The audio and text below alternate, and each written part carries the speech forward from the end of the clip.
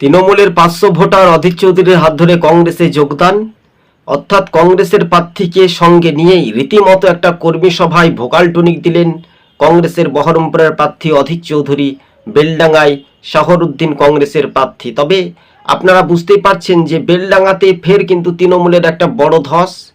শাহরুদ্দিন কংগ্রেসে যিনি প্রার্থী তিনি হেভিওয়েট প্রার্থী।